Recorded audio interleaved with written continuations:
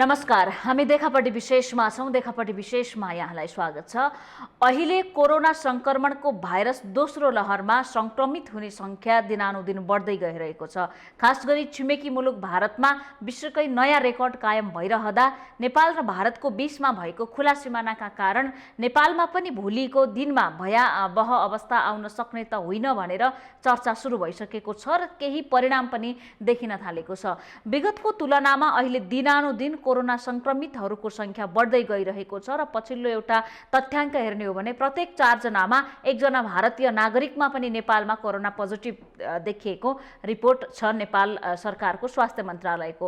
अहिलेको नयाँ अर्को कुरा, चिन्ताजनक कुरा के छ भने विगतमा कोरोना भाइरस बालबालिकामा खासै सक्रिय हुन सकिराखेको थिएन। पोजिटिभ देखिए पनि सिम्पटम्स देखिएको थिएन, लक्षणहरू त्यति सक्रियताका साथ नदेखिएको अवस्थामा अहिले डबल म्युटेन्ट र युके भेरिएन्ट लगायतका विभिन्न नयाँ कोरोनाका भेरिएन्टहरू बालबालिकामा पनि सक्रिय रूपमा संक्रमित भइराखेको र लक्षण देखिएको बालबालिकामा तुलनात्मक रूपमा विगतभन्दा अहिले अलि चिन्ता गर्नुपर्ने अवस्था, सजग हुनुपर्ने अवस्था छ भनेर विश्वव्यापी रूपमै चर्चा चलेको छ र यो विश्वव्यापी रूपमै नयाँ रेकर्ड अर्थात् तथ्यले पनि देखाएको छ। हामी नयाँ corona virus UK variant, double mutant लगायतका अरू मुलुकमा देखिएका नयाँ भेरिएन्टहरू पनि बालबालिकाका लागि कति खतरनाक छन् र बालबालिकालाई कोरोनाबाट सुरक्षित राख्नका लागि हामीले के कस्तो कुरामा ध्यान दिनुपर्छ। आज हामीसँग हुनुहुन्छ क्लिनिकल इम्युनोलोजिस्ट तथा पेडियाट्रिक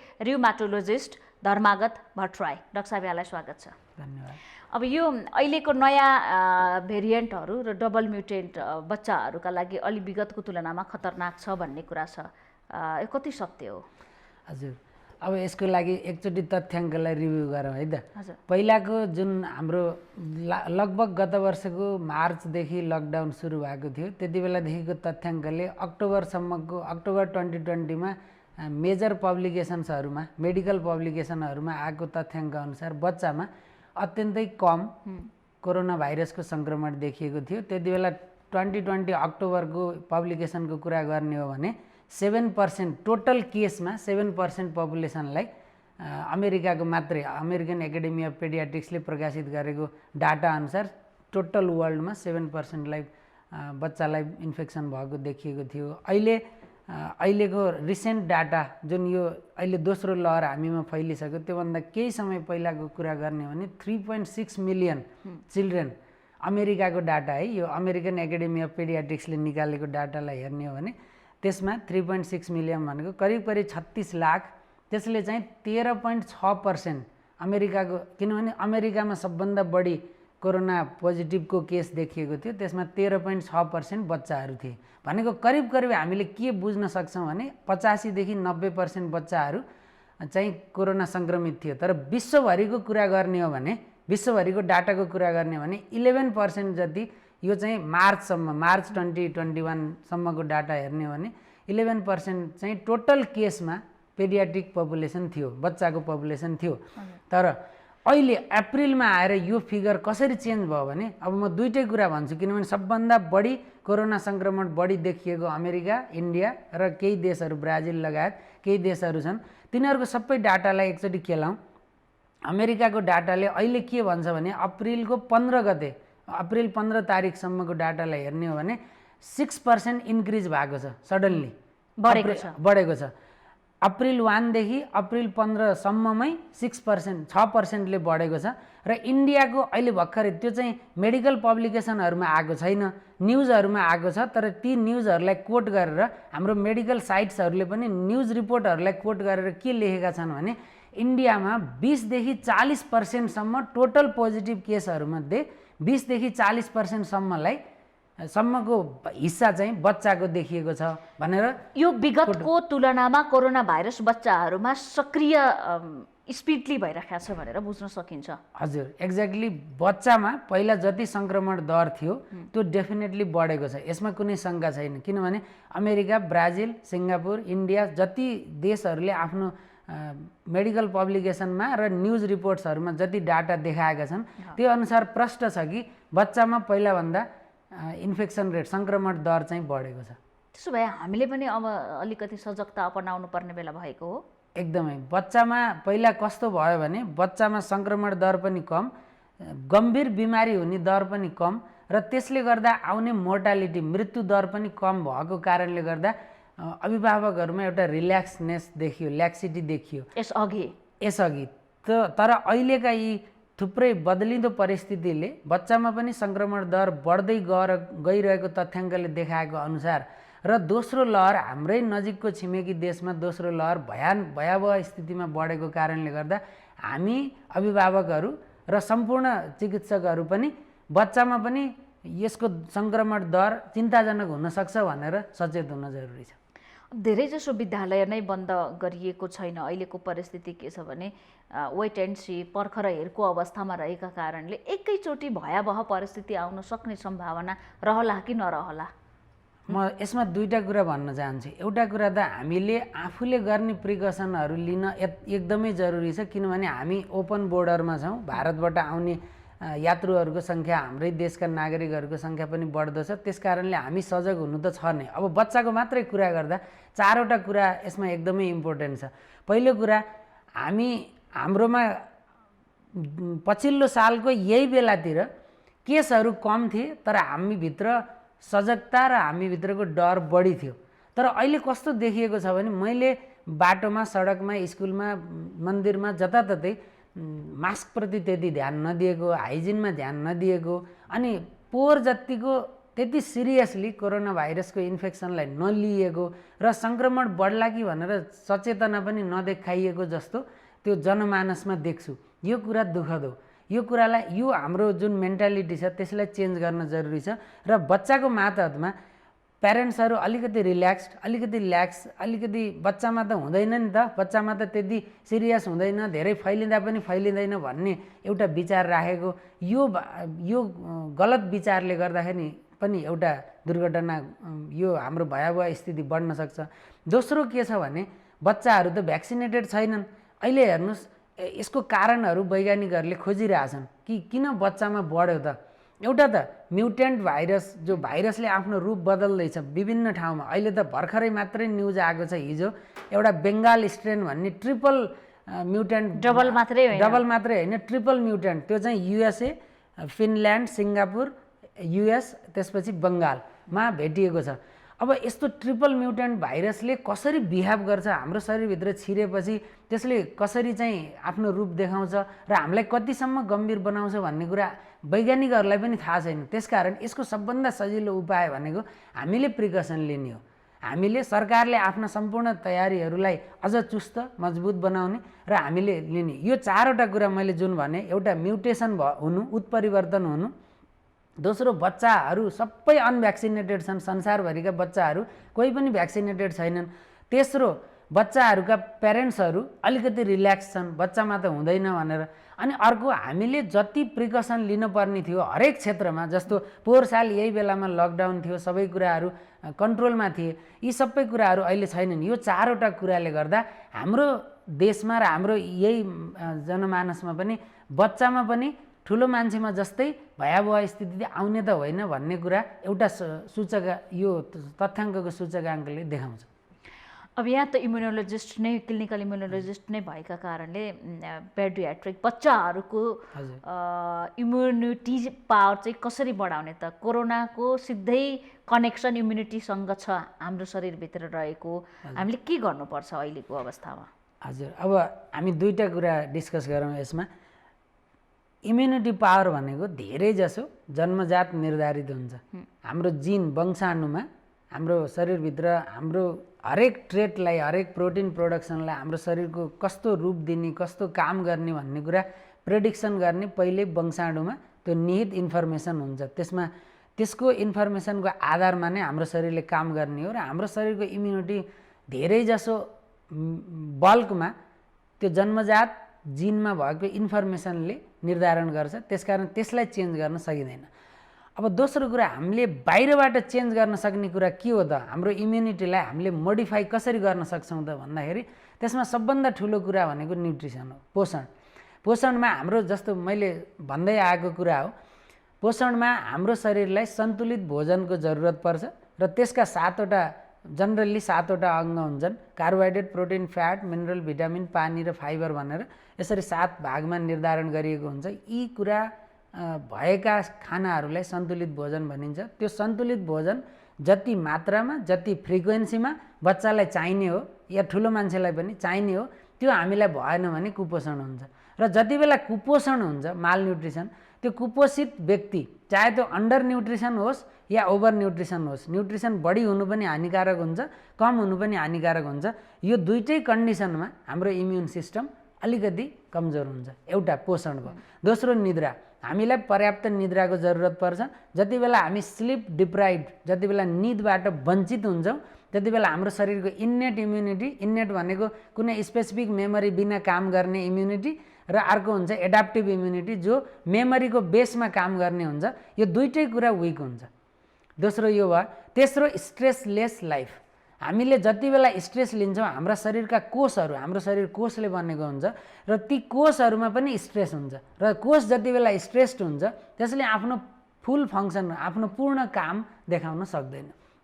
र जति बेला हाम्रो शरीरका कोषहरू स्ट्रेस्ड हुन्छन् त्यति बेला कुनै पनि बाहिरी कीटाणुहरूले हामीलाई सङ्क्रमण गर्छन्। हाम्रो शरीरको इम्युनिटी भनेकै के हो भन्दा हाम्रो शरीरभन्दा बाहिरका फरेन पार्टिकल्सहरू, फरेन बडी भनेको हाम्रो शरीरभित्र नभएका बाहिरी जीवाणुहरू, बाहिरका प्रदूषित तत्त्वहरू र वातावरणीय प्रदूषण लगायतका सम्पूर्ण कुराहरूले हाम्रो शरीरलाई चोट पुर्याउन नदिने हाम्रो शरीरको रक्षक हो इम्युनिटी भनेको।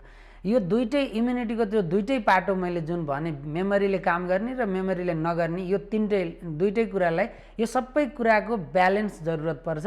र त्यसमा कुनै इम्ब्यालेन्स भयो भने त्यसमा पनि हाम्रो शरीरको इम्युनिटी सिस्टम धराशायी हुने कारणले गर्दा हामीले त्यसलाई मेन्टेन गर्नु पर्यो। अर्को एउटा पोइन्ट हुन्छ, हाम्रो शरीरमा जति बेला सङ्क्रमण हुन्छ, चाहे त्यो भाइरसले होस् या ब्याक्टेरियाले होस्, जस्तै हजुरलाई एक्जाम्पल दिँदाखेरि ह्युमन इम्युनो डेफिसियन्सी भाइरस, जसलाई हामी HIV भन्छौँ, त्यसको नाममै इम्युनो डेफिसियन्सी छ। त्यसको अर्थ के हो भन्दा यो भाइरसले हाम्रो शरीरभित्र छिरेपछि इम्युनिटीलाई डेफिसियन्ट बनाउँछ, कमजोर बनाउँछ, कमीको स्थितिमा पुर्याउँछ। त्यस्तै अरू भाइरसहरू पनि छन्, थुप्रै भाइरसहरू, मिजल्स भाइरस, दादुराको भाइरस, हाम्रा अरू जुनसुकै भाइरल इन्फेक्सनहरूमा पनि हाम्रो शरीरको इम्युनिटी सिस्टम अलिकति तल्लो स्थितिमा पुग्छ। त्यसकारण भाइरसहरूले हाम्रो इम्युनिटी नै कमजोर गर्ने हो मुख्य काम। एक्ज्याक्टली, कोरोना भाइरसले पनि गर्ने यही नै हो। अब यसलाई ट्याक्क जोडौँ। कोरोना भाइरसले हाम्रो शरीरमा छिरेपछि हाम्रो शरीरको इम्युन सिस्टमलाई डिसरेगुलेटेड गराउँछ, त्यो भनेको असन्तुलित गराउँछ। र असन्तुलित गराइसकेपछि यसले मेजर रूपमा, ठुलो रूपमा गर्ने भनेको दुईटा कुरामा यसले एट्याक गर्छ। हाम्रो शरीरमा कोरोनाको भाइरस छिरिसकेपछि यसले ACE2 रिसेप्टर भन्ने एउटा रिसेप्टर हुन्छ, त्यसले जहाँ गएर कन्ट्याक्ट गर्छ हाम्रो शरीरमा, त्यसमा गएर बाइन्ड गरेर अनि त्यस पछाडि हाम्रो छातीभित्र भएका, हाम्रो साइनसभित्र भएका, हाम्रो नाकभित्र भएका थुप्रै कोषहरूमा त्यसले आफ्नो अड्डा जमाउँछ। र फोक्सोमा भएका न्युमोसाइड 2 भन्ने जुन कोषहरू छन् तिनीहरूलाई एट्याक गर्छ र त्यसले गर्दा रेस्पिरेटरी डिस्ट्रेस सिन्ड्रोम भनेको हाम्रो सास फेर्न गाह्रो हुने र हाम्रो शरीरको त्यो सर्फेक्टेन्ट प्रोडक्सन गर्ने एउटा हाम्रो फोक्सोलाई नहुने एउटा तत्त्व उत्पादनमा डिस्टर्बेन्स ल्याउँछ, खलबली ल्याउँछ। र त्यसले म्याक्रोफेज एक्टिभेसन सिन्ड्रोम भन्ने एउटा अवस्था ल्याउँछ। त्यो भनेको के हो भने हाम्रो शरीरको एउटा रक्षक कोष हुन्छ म्याक्रोफेज भन्ने, त्यो कोषले जसरी काम गर्न पर्ने हो त्यो डिसरेगुलेटेड, असन्तुलित हुन्छ। र असन्तुलित भएपछि त्यसले हाम्रो शरीरमा भएको सेलहरूमा इन्फ्लामेसनको सङ्केतहरू ल्याउँछ। इन्फ्लामेसन भनेको सुजन हो। सुजन भनेको रातो हुने, तातो हुने, सुन्निने, दुख्ने र काम गर्न छोड्ने। यो 5वटा कुरा इन्फ्लामेसनमा हुन्छ। यही कन्डिसन ल्याउने भएको कारणले गर्दा बच्चा, बुढो, जुनसुकै मान्छे कोरोना भाइरस छिरेको व्यक्ति बिमार हुनु, श्वास प्रश्वासमा समस्या हुनु, रगतका कोषहरूमा उथलपुथल आउनु, सम्पूर्ण कुराहरू त्यसैले आउने हो। र यसमा म हजुरकोमा सानो जोड्न चाहन्छु, बच्चामा, बुढा व्यक्तिहरूमा, वयस्क व्यक्तिहरूमा नहुने र बच्चामा हुने इम्युन डिसरेगुलेसन एउटा multisystemic inflammatory syndrome in children, MISC भन्ने एउटा अवस्था आउँछ। त्यो कोरोनाले बच्चामा मात्रै धेरै 30 वर्षभन्दा मुनिका व्यक्तिहरूमा मात्रै देखिन्छ धेरै जसो, र अझ बढी देखिने भनेको त 20 वर्षभन्दा मुनिका बालबालिकामा नै देखिने हो। यो कन्डिसन पनि आउन सक्छ र यो एकदमै भयावह र इमर्जेन्सी कन्डिसन हो।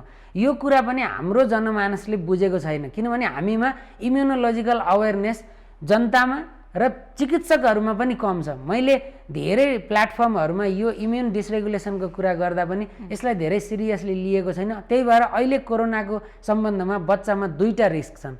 एउटा त बच्चामा सङ्क्रमण दर कम थियो, त्यो पनि बढ्दैछ, र अर्को बच्चामा जुन इन्फ्लामेसनको रोग छ MIS-C नामको, यसलाई नेपालीमा कुनै नामाकरण गरिएको छैन किनभने गत सालको अप्रिलमा नै यसको नामाकरण गरिएको हो युकेबाट।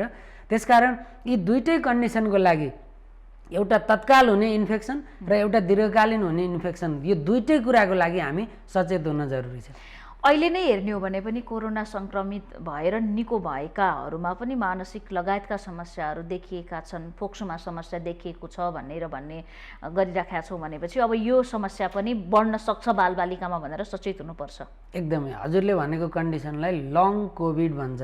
लङ भनेको LONG, लङ भनेको लामो समयसम्म कोभिडको असर रहने।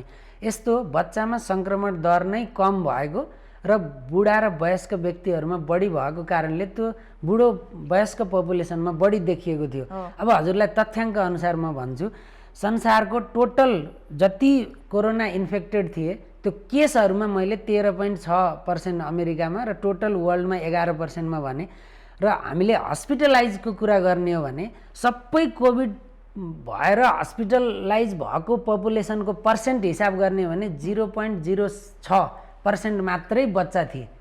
भनेपछि ज्यादै कम थिए तुलनात्मक रूपमा, एकदमै कम थिए। र त्यो मध्ये जो डेथ पर्सेन्टेज छ त्यो अझै कम थियो, 0.01% मात्रै थियो हस्पिटलाइज मध्येमा। यो रेट अब कोरोना सङ्क्रमितको दर पनि बढ्ने र कोरोना हस्पिटलाइजको दर पनि भारतमा यो 0.06 को यो दशमलवबाट माथि उठिसकेको छ।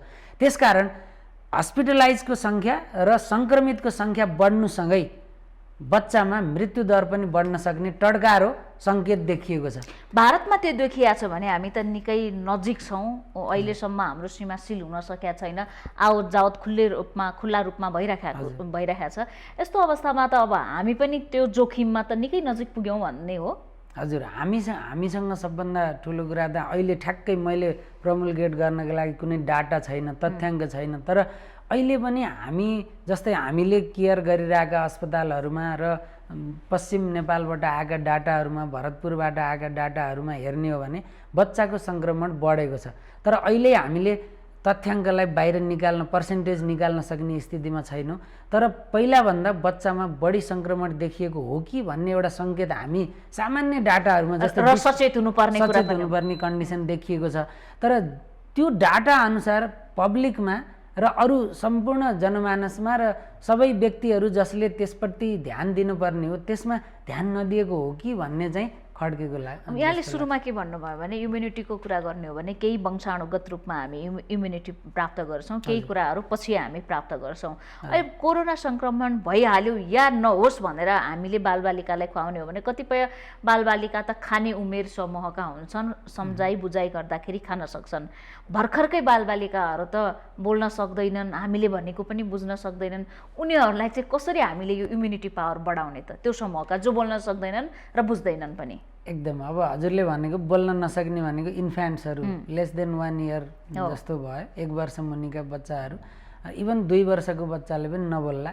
अब सबभन्दा मेजर कुरा के छ भने एकदम सजिलो, 6 महिनासम्मको बच्चालाई ब्रेस्ट फिडिङ गराइनुपर्छ र ब्रेस्ट फिडिङमा थुप्रै इम्युनिटी प्रदान गर्ने तत्त्वहरू हुन्छन्। अब ब्रेस्ट फिडिङबाट जति कुरा आमाको स्तनपानबाट जति कुराहरू आउनु पर्ने थियो तिनीहरूलाई प्यासिभली इम्युनिटी दिइरहेको हुन्छ र त्यो एउटा फाइदाको पक्ष हो। दोस्रो, बच्चा आमा नै कोरोना सङ्क्रमितको जोखिममा हुनुभयो या कोरोना सङ्क्रमित हुनुभयो भने त्यस्तो अवस्थामा एकदमै इन्ट्रेस्टिङ टपिक उठाउनु भयो। अहिले विश्वभरि कन्सर्न के छ भने आमा सङ्क्रमित छन् भने त्यसको बच्चालाई दुध पिलाउने कि नपिलाउने, बच्चासँग सँगै राख्ने कि नराख्ने, यसको बारेमा थुप्रै मेडिकल पब्लिकेसनहरू पनि आएको छ। अत्यन्तै सान्दर्भिक प्रश्न हो यो। अहिलेसम्मको आजको दिनसम्मको डाटालाई आधार गरेर भन्ने हो भने कुनै पनि कोरोना सङ्क्रमित आमाले बच्चालाई दुध खुवाउन छोड्नु हुँदैन, तर मास्क लगाइरहने गाइडलाइन छ। आमाले बच्चालाई दुध खुवाउनमा कुनै रोकटोक छैन, किनभने अहिलेसम्म ब्रेस्ट फिडिङ आजको दिनसम्मको डाटा अनुसार म बोल्दैछु, आमाको दुधबाट बच्चामा कोरोना सरेको रेकर्ड छैन। न त आमाको दुधबाट बच्चामा कोरोना सरेको रेकर्ड छ, न त एउटा दुईटा लेखहरू यो मेडिकल पब्लिकेसन पब्लिस भएको छ। एउटा च्याम्बर इटल भन्नेले पब्लिस गर्नुभएको छ, त्यसमा 250 जना कोरोना सङ्क्रमित आमालाई 8 महिनासम्म कन्टिन्युअसली मोनिटर गरियो, जन्मेको 1 महिनाको उमेरसम्म। त्यति बेलासम्म पनि ती बच्चामा कोरोनाको कोभिड PCR पोजिटिभ देखिएको छैन। र भोलि कुनै नयाँ तथ्याङ्क आउन सक्छ। अहिलेसम्मको तथ्याङ्क अनुसार न त आमाबाट जन्मेको बच्चामा त्यो जन्मान्तरको त्यो जन्मिने प्रोसेसको कारणले न त ब्रेस्ट फिडिङको कारणले बच्चामा PCR सरेको देखिएको छ। यसमा जन्मिसकेपछि कोभिड पोजिटिभ आमाबाट जन्मेका बच्चाहरूलाई एकचोटि उसको स्किनलाई सफा गरिदिने गाइडलाइनमा उल्लेख छ। तर आमासँगै राख्ने, त्यसलाई रुमिङ इन भन्छ मेडिकल भाषामा, आमासँगै राख्ने सन्देश दिइएको छ। आमाबाट छुट्याएर राख्न जरुरी छैन, किनभने छुट्याएर राख्दा थुप्रै कन्सिक्वेन्सेसहरू पनि आउने र आमाबाट डाइरेक्टली ट्रान्सफर नहुने कारणले गर्दा आमाले मास्क पहिरिरहने तर आमाकै ब्रेस्ट फिडिङ गराउने, यो चाहिँ हाम्रो सन्देशमा छ। दोस्रो कुरा, आमाबाट अरू कारणहरूले पनि सर्न सक्छन्, जस्तो आमाको श्वास कुनै चिजमा कन्ट्याक्टमा आयो या हात छुनै भइहाल्यो बाइचान्स भने त्यसको लागि हामीले मास्क पहिरिरहन जरुरत भनेर त्यसरी भनेको। हाइजिनमा ध्यान त दिनै परिहाल्यो। अब आमाले बच्चा ठिकठाकै जन्माइसकेपछि पनि आमाका श्वासहरूबाट कुनै ठाउँमा कन्ट्याक्ट भएर बच्चालाई सर्नै नसक्ने भन्ने हुँदैन। यसमा इन्ट्रेस्टिङ कुरा अर्को के पनि छ भने 3 महिनाभन्दा सानो बच्चामा यदि कोभिड देखियो भने तिनीहरूमा कोभिडको रूप अलिकति गम्भीर देखिएको छ। सानो बच्चामा कम देखिन्छ तर खतरनाक देखिन्छ, तर तिनीहरूमा अलिकति गम्भीर हुन सक्ने केही देशहरूबाट प्रकाशित मेडिकल पब्लिकेसनहरूमा देखिएको छ। त्यसकारण हामी सचेत एकदमै हुनु पर्यो। तर ब्रेस्ट फिडिङबाट वञ्चित गराउँदाखेरि जति घाटाहरू छन् त्यो घाटाभन्दा हामीले सचेत भएर मास्क पहिरेर हाइजिनलाई ध्यान दिएर सेनिटेसनलाई ध्यान दियौँ भने त्यसबाट हामीले बचाउन सकिने र त्यसबाट फाइदा लिन सकिने कुराहरू बढी हुने भएको कारणले गर्दा अहिलेसम्मको तथ्याङ्क अनुसार यो गाइडलाइनमा। अब हुन त हामीले पनि यो विषयमा थुप्रै पटक चर्चा गऱ्यौँ, कोरोना कम पनि भइसकेको थियो, तर फेरि चर्चा गर्नुपर्ने अवस्था आयो कि इम्युनिटी पावर बढाउनकै लागि कसैले केही खाने कसैले केही खाने भनेर भनिराखेको अवस्थामा राम्रो डाइट चाहिँ के हुनसक्छ बालबालिकाका लागि अहिले? एकदम सानो बच्चामा राम्रो डाइट भनेकै जस्तो 6 महिनासम्मको बच्चालाई मिल्क बेस्ड डाइट भयो, आमाको ब्रेस्ट सकेसम्म आमाको दुध भयो। 6 महिना पछाडि पास्ने पछाडि अरू खानेकुरा सेमी सोलिड सुरु हुन्छ, अर्ध तरल खाद्य पदार्थहरू सुरु हुन्छ, जस्तो लिटो, दलिया, खिचडी, हलुवा, सिरा, यो जति पनि छ हामीले भन्दै आएको कुरा हो। त्यस पछाडि 12 महिनापछिको बच्चा त फ्यामिली डिसबाटै परिवारमा बनेकै खानेकुराबाट खाने हो। मैले अघि भने जस्तै यो खानेमा सन्तुलित भोजनका जुन 7वटा तत्त्वहरू छन् ती सबै कुरा मिक्स भएको खानेकुरा र हाइजेनिकल्ली राम्रो र बाहिरी इन्भाइरोमेन्टमा जस्तो हामीले बाहिर जाँदाखेरि हामी फ्यान्टेसीले थुप्रै कुराहरू लिन्छौँ, त्यस्ता कुराहरूभन्दा होममेड घरमा बनाइएका खानेकुराहरू र ती 7वटा कुराहरू कार्बोहाइड्रेट, प्रोटिन, फ्याट, खनिज पदार्थ, भिटामिन, जलयुक्त तत्त्वहरू र फाइबर, रेसेदार खानेकुराहरू मिसिएका खानाहरू हाम्रो मेजर डाइट बिहान बेलुकीको खानामा अथवा बच्चाको मातहतमा 3 या 4वटा मेजर मिल लिन सक्छ सानो बच्चाले। त्यसमा हामीले इन्क्लुड गरियो भने त्यसले बच्चाको इम्युनिटी पावर कमजोर हुनलाई, जुन कुपोषणले गर्दा कमजोर हुन्छ त्यसलाई कमजोर हुन दिँदैन। बाँकी हामीले वातावरणमा ध्यान दिने हो, स्ट्रेसलेस लाइफ, उसलाई प्रोटेक्सन दिने, उसको सेनिटेसनमा ध्यान दिने,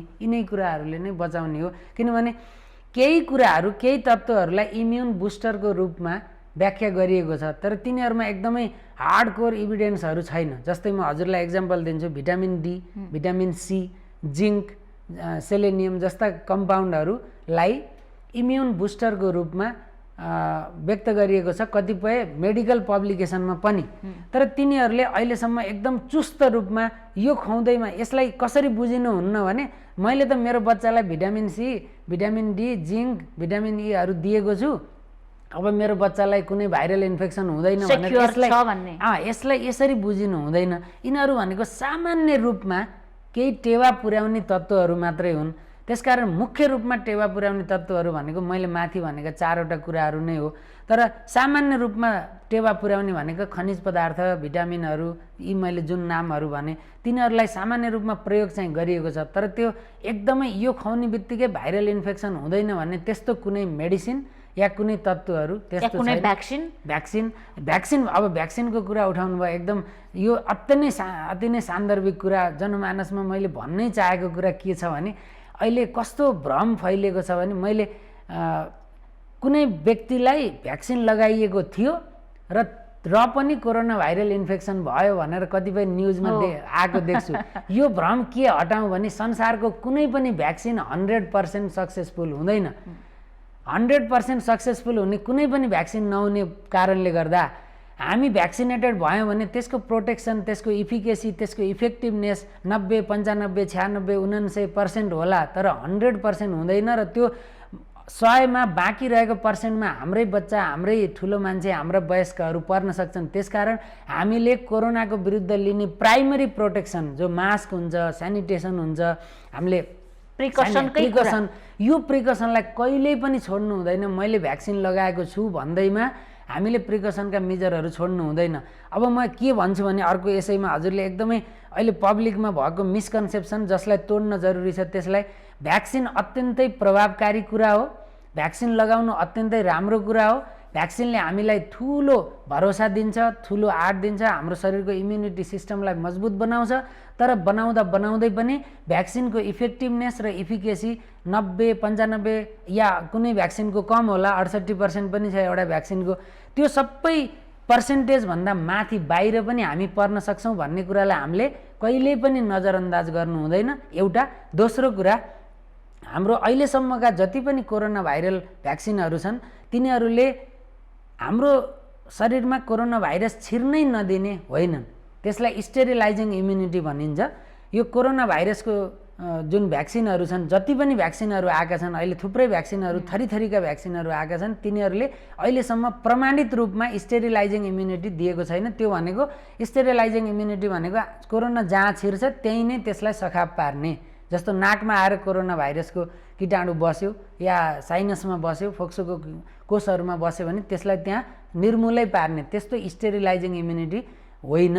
त्यसकारण त्यसले हाम्रो शरीरमा भ्याक्सिन लगाएकाहरूमा कोरोना संक्रमण हुन सक्छ, स्वाभाविक छ। तर यसको असर कति पर्छ भन्ने कुरा मात्रै असरलाई डेफिनेटली त्यसले कम गर्छ। जस्तै कोरोना भाइरसले जुन गम्भीर बिमारी बनाउँथ्यो त्यो भ्याक्सिनेटेड व्यक्तिहरूमा देखिएको छैन। भ्याक्सिन लगाएपछि लक्षणहरू कम देखिने भयो, सक्रिय हुने भएन भने। तर कतिपय जस्तो टेकु अस्पतालकै कुरा गर्ने हो भने भ्याक्सिन लगाएकै, दोस्रो डोज लगाएकै 15-20 दिनमा पनि सक्रिय संक्रमित भएर अस्पताल पुगेको उदाहरण डाक्टर साहबले गरिराख्नु भएको थियो। हो, एकदमै इन्ट्रेस्टिङ कुरा यो पनि। भ्याक्सिन 2टा डोज हुन्छ। पहिलो भ्याक्सिनको डोजको लगभग 2 हप्ता पछाडि त्यसको हाम्रो शरीरमा न्युट्रलाइजिङ एन्टिबडीहरू देखिन थाल्छ। तर त्यति बेला उसको प्रोटेक्सनको दर चाहिँ लगभग 60 देखि 80% मात्रै हुन्छ। र जति बेला दोस्रो भ्याक्सिन लगाइन्छ त्यसको 2 देखि 4 हप्तामा हाम्रो शरीरमा अझै बढी दोस्रो रेस्पोन्स आउँछ, सेकेन्डरी रेस्पोन्स आउँछ, भ्याक्सिनेसन पछाडिको एन्टिबडीहरूको रेस्पोन्स आउँछ। र त्यस कारणले गर्दाखेरि हाम्रो पहिलो भ्याक्सिन पछाडि जति हामी प्रोटेक्टेड हुन्छौँ, दोस्रो भ्याक्सिन पछाडि अझ बढी प्रोटेक्टेड हुन्छौँ। र त्यो बेलामा गम्भीर बिमारी हुने चान्स पहिलो भ्याक्सिन पछाडि जति बढी थियो त्यो एकदमै कम हुन्छ, तर त्यो जिरो हुँदैन। त्यसकारण त्यो जिरो नहुने भएको कारणले अहिले भर्खरै एउटा मेडिकल पब्लिकेसन आएको छ, त्यसमा 17 लाख जति यो कोभिसिल्ड र कोभ्याक्सिनको एउटा रिपोर्ट आएको छ। 17 लाख जति व्यक्तिहरूमा, भ्याक्सिनेटेड व्यक्तिहरूमा अध्ययन गर्दाखेरि सेकेन्ड डोज पछाडि 0.04%मा चाहिँ स्टिल सिम्टोमेटिक लक्षण हुने गरी कोभिड देखिएको छ। तर यसलाई हामीले मेजर रूपमा हेर्दाखेरि 100 व्यक्तिमा 0.04% भनेको अत्यन्तै न्यून हो। त्यो बाँकी पर्सेन्टेजमा त त्यसले प्रोटेक्सन दिएको छ। त्यसकारण भ्याक्सिनहरू अत्यन्तै प्रभावकारी कुरा हुन्, यिनीहरू लगाइनुपर्छ। तर भ्याक्सिन लगाइँदैमा मलाई बिमारै हुँदैन र यो सङ्क्रमणै हुँदैन, मलाई कोरोना सर्दैन या कुनै पनि रोग सर्दैन भन्ने कुरा ठिक होइन। र विशेष गरी यसले ट्रान्समिसनलाई रोक्नेवाला छैन। ट्रान्समिसन केही रूपमा रोक्छ, 50% सर्ने क्षमतालाई रोक्न चाहिँ रोक्छ, तर 100% ट्रान्समिसनलाई रोक्न सक्दैन। त्यसकारण हामीले प्रिकसनलाई कहिले पनि छोड्नु हुँदैन। अब अर्को कुरा, अहिले बालबालिकाकै प्रसङ्गमा जोड्ने हो भने बालबालिकाहरू अहिले पनि कस्तो भएको छ परिस्थिति भने हामी पहिला यहाँले भन्नुभयो नि पहिला अलिकति डर थियो, नडराउनु है भन्नुपर्ने अवस्थामा हामीले नै कुरा गर्नुपर्ने अवस्था आएको थियो। अब डर होइन सचेत बनाऊ भन्दाखेरि त्यो डरको लेभलै छैन कसैमा पनि। बालबालिका पनि निर्वाध रूपमा खेलिराखेका छन्। बालबालिकाबाटै बालबालिकामा सर्ने चान्स चाहिँ कति हुन्छ त? हजुर, बालबालिकामा कस्तो छ भने पहिला बालबालिकाहरू धेरै जसो एसिम्टोमेटिक लक्षणविहीन हुन्थे र तिनीहरूले सार्न चाहिँ सार्थे, तर थाहा हुँदैन थियो कि कहाँबाट आयो भनेर। थाहा हुँदैन थियो। अहिलेको स्टडीहरूबाट के देखिएको छ भने फ्यामिली क्लस्टरिङ भन्छ त्यसलाई, पारिवारिक रूपमा भएको क्लस्टरिङहरू, जस्तो हुन्छ नि पिज्जा पार्टी भन्यो, अरू कहीँ घुम्न जाने या मन्दिरको भिजिटमा, स्कुलहरूमा, त्यो सम्पूर्ण क्लस्टरिङहरू जहाँ व्यक्तिहरू जम्मा हुने खालको क्लस्टरिङ छ, त्यसमा बच्चाले नै अर्को बच्चालाई या त्यहाँ बसेका अरू क्लस्टरमा भएका अरू व्यक्तिहरूलाई सारेको प्रष्ट रूपमा देखियो। र अर्को ग्यादरिङहरू, फ्यामिली ग्यादरिङ, सोसल ग्यादरिङ, जस्तो सामाजिक रूपमा नेबरहुडमा छिमेकमा भएका ग्यादरिङहरू, स्कुलमा भएका ग्यादरिङ, मन्दिरमा भएका ग्यादरिङहरू, त्यस्ता प्रकारका ग्यादरिङहरूमा बच्चाहरूले पनि अरू बच्चालाई र उसको कन्ट्याक्टमा आएका अरू व्यक्तिहरूलाई पनि सारेको देखियो। अहिले जस्तो कोरोना भ्याक्सिन लगाएका प्यारेन्ट्सहरू हुनुहुन्छ, अब कोही कामको सिलसिलामा उमेर समूहमा परेर बालबालिकाले लगाउन पाएको छैन, आमा बुवाले लगाएको छ भने आमा बुवा ढुक्कले हामीलाई कोरोना सर्दैन भनेर घर जाने र कोरोना सर्ने बालबालिकामा समेत सार्न सक्ने सम्भावना बढी छ भन्ने कुरा थियो नि। हो, भ्याक्सिनेटेड व्यक्तिहरूमा कोरोना भाइरसको कीटाणु पुग्न सक्छ शरीरभित्र, किनभने यो भ्याक्सिनले ट्रान्समिसनलाई मुख्य रूपमा आमा बुवाले लगाएको छ, घरमा बालबालिकाले लगाएको छैन भने आमा बुवालाई के बुझाइरहेछ कतिपय अभिभावकहरूमा भने भ्याक्सिन लगाएको छु नि हो। त्यसकारण यदि आमा बुवाको नाकको सर्फेसमा या कपडाको कुनै सर्फेसमा, उनीहरूले छोएका हातहरूमा या कुनै पनि सर्फेसमा कोरोनाको कीटाणु छ र तिनीहरू जीवितै रहँदा घर पुग्यो र बच्चाको कन्ट्याक्टमा आयो भने डेफिनेटली त्यसबाट बच्चासम्म पुग्न सक्छ। यो एकदम साधारण रूपमा जुन सङ्क्रमणको हामीले अध्ययन गरिन्छ त्यो अनुसार नै क्लियर कुरा हो। अब रह्यो कुरा भ्याक्सिनेटेड व्यक्तिहरूको म्युकोसल सर्फेसमा कोरोना भाइरस पुग्यो, मानौँ उहाँहरूले हाच्छिउँ गर्नुभयो या श्वास प्रश्वासमा ड्रपलेट निस्कियो, त्यसबाट परिवारलाई कतिको रिस्क छ भन्ने कुरामा भ्याक्सिनले डेफिनेटली ट्रान्समिसनलाई पनि रोक्छ, डिजिजलाई त रोक्छ नै, र गम्भीर डिजिजलाई त एकदमै राम्रोसँग रोक्छ, गम्भीर बिमारी हुन दिँदैन। तर गम्भीर बिमारी हुन जति प्रभावकारी रूपमा दिँदैन, सङ्क्रमण नै हुन नदिन, ट्रान्समिसन नै हुन नदिनलाई रोक्न सक्दैन भ्याक्सिनले कम्प्लिट पूर्ण रूपमा। हामीले बुझ्नुपर्ने कुरा भ्याक्सिन लगाउँदैमा कोरोना सर्दैन भन्ने होइन, कोरोना सर्छ तर कति गम्भीर बनाउँछ भन्ने कुरामा भ्याक्सिनले रोक्छ।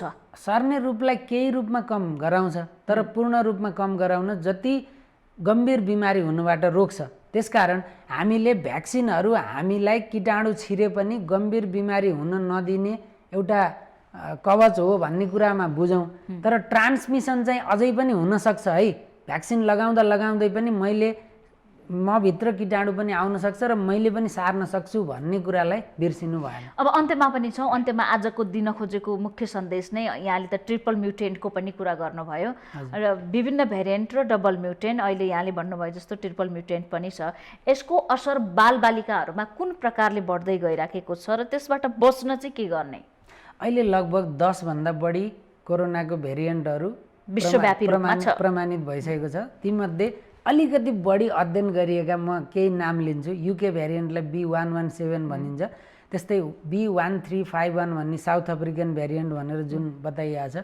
अनि ब्राजिलमा P1 र P2 भन्ने भेरिएन्ट छ। फिलिपिन्समा पहिलोचोटि भेटिएको भेरिएन्टलाई P3 भनिन्छ र क्यालिफोर्नियामा भेटिएको B1427 र B1429। यी भेरिएन्टहरू धेरै अलि बढी अध्ययन गरिएका भेरिएन्टहरू हुन्।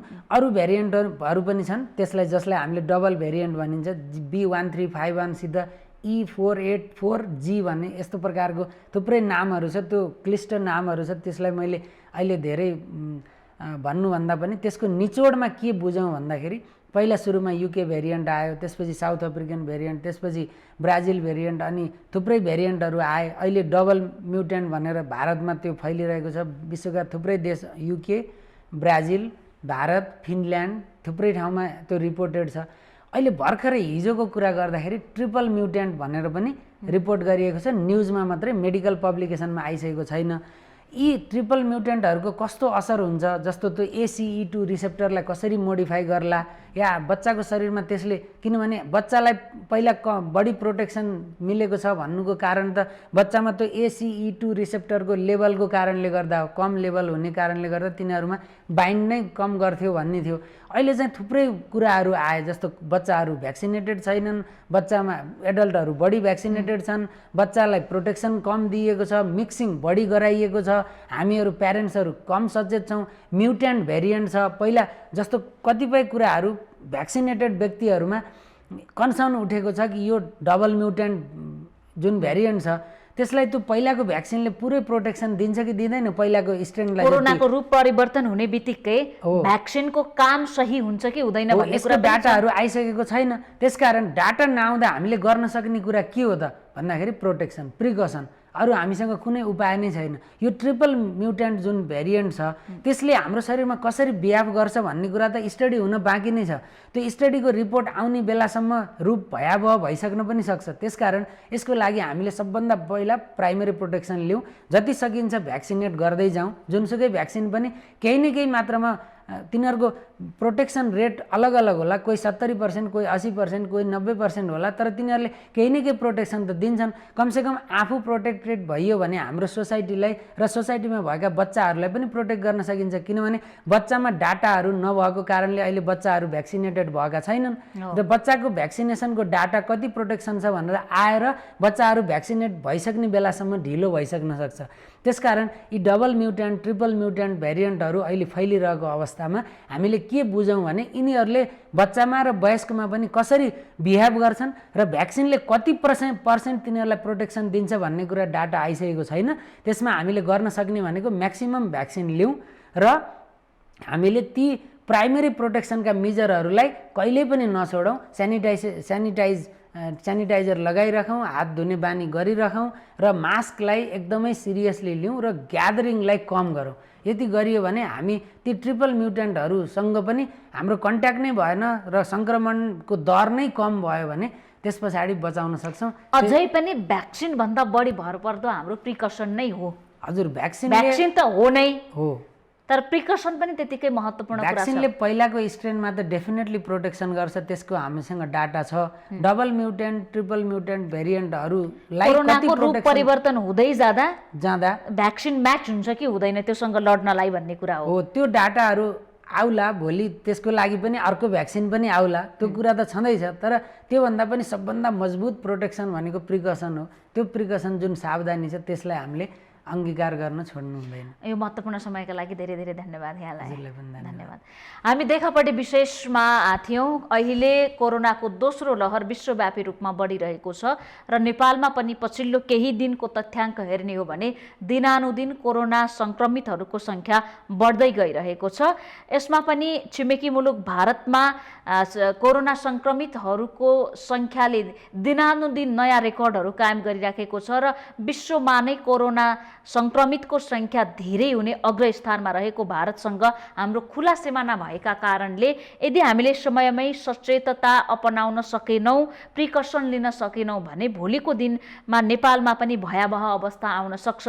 कोरोनाको अहिले यति नै औषधि बनि नसकेको, उपलब्ध भ्याक्सिनहरू पर्याप्त नभएका कारणले हामीले अहिले पनि प्रिकसनमै जोड दिनुपर्छ र अहिलेको कोरोना भाइरस बदलिदो कोरोना भाइरस जुन डबल म्युटेन्ट भनिराखेका छौँ, विभिन्न देशहरूमा देखिएका नयाँ भेरिएन्टहरू छन्, यसले बालबालिकालाई पनि तुलनात्मक रूपमा विगतभन्दा धेरै हदसम्म असर गरिराखेको छ भनेर विश्वव्यापी रूपमा नै यो तथ्यहरू सार्वजनिक भइराखेको अवस्थामा हामी बालबालिकालाई कोरोना सङ्क्रमणबाट कसरी जोगाउन सक्छौँ र बालबालिकामा इम्युनिटी कसरी बढाउन सक्छौँ भन्ने विषयमा विशेष गरी आज देखापडी विशेषमा कुराकानी गर्दै थियौँ क्लिनिकल इम्युनोलोजिस्ट तथा पेडियाट्रिक र्युमाटोलोजिस्ट डाक्टर धर्मागत भट्टराईसँग। उहाँसँगै देखापडी विशेषबाट आज हामी सबै बिदा चाहन्छौँ। भोलि नयाँ पात्रका साथ उपस्थित हुनेछौँ।